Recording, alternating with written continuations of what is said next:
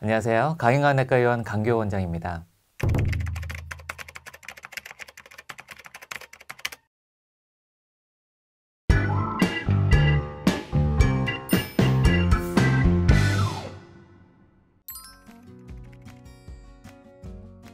네, 건강검진 대상자는 주민번호 출생연도에 따라서 홀수년도와 짝수년도 해로 나누어집니다. 즉 2022년은 짝수년도에 출생하신 분들이 건강검진 대상자에 해당되시는데요. 여기에 해당되시는 분들은 국가에서 정한 기관에 내원하셔서 검진을 받으실 수 있습니다. 지역가입자, 직장가입자, 피부양자, 의료급여 수급자는 2년마다 1회씩 건강검진을 받으실 수 있는데요. 지역가입자는 세대주와 만 20세 이상 세대원 중에서 짝수년도 출생자이며 피부양자 역시 만 20세 이상 중에서 짝수년도 출생자입니다. 직장가입자는 비사무직 전체, 사무직은 경년제 대상자입니다. 마지막으로 의료급여 수급자는 만 19세에서 64세 사이의 짝수년도 출생자입니다. 건강검진 혈액검사 항목에는 일반적으로 혈액, 화학 및 혈청 기본검사가 포함되어 있습니다. 따라서 혈액검사에 영향을 줄 수 있는 약은 오메가3 정도입니다. 오메가3는 중성지방을 낮추는 데 영향을 줄 수 있지만 그렇다고 해서 건강검진 전에 복용을 중단해야 되는 것은 아니며 크게 상관은 없으니 영양제는 그냥 복용하면서 건강검진을 받으시고 건강검진 전 문진표에다 지금 드시는 제품을 적어주시면 결과 해석을 할 때 의료진이 참고해서 설명을 할 수 있습니다. 따라서 영양제를 과다 복용하지만 않는다면 건강검진 결과에 있어서 큰 영향은 없을 것입니다. 국가에서 실시하고 있는 건강검진 항목은 말 그대로 기본 항목에 속한다고 할 수 있는데 전반적인 신체 점검은 가능할지 몰라도 측정 질환을 자세하고 정확하게 할 수 있는 항목은 아닙니다.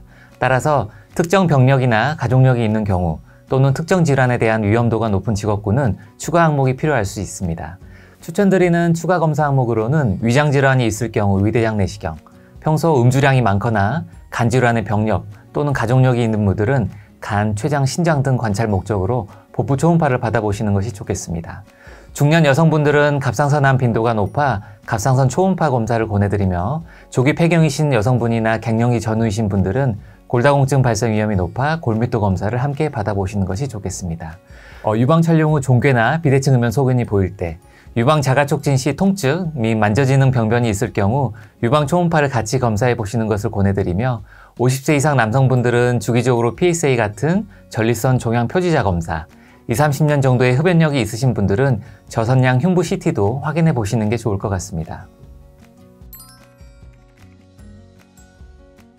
2차 건강검진은 당뇨와 혈압에 대한 검사와 분변 자멸 검사에서 양성일 경우 대장 내시경에 해당됩니다. 건강검진에서 혈압은 140에 90 이상, 당뇨는 공복혈당 126 이상일 때 2차 건강검진 대상이 되는데요. 건강검진 2차 대상이라고 할지라도 확인 차원의 재검진이기 때문에 너무 걱정하지 않으셔도 됩니다. 건강검진 당일 검사를 앞두고 긴장해서 혈압이 일시적으로 올라갔을 수도 있고 전날 과식이나 소화가 늦게 된 경우, 공복 상태가 아닐 경우나 음료를 마실 경우 당 수치가 올라갈 수 있습니다. 따라서 2차 검진 수검자는 반드시 공복으로 내원하셔서 혈압검사 또는 당화혈색소 등 혈압과 당뇨에 관한 검사를 받아보셔야 됩니다. 치질과 궤양, 대장염 등 다양한 위장질환에서 대변에서 피가 나올 수가 있으므로 분변 자멸 검사가 양성이라고 해서 모두 대장암이 있는 것은 아닙니다. 분변 자멸 검사는 대장암을 진단하는 정확도가 낮기 때문에 대장 내시경은 반드시 시행하셔야 됩니다.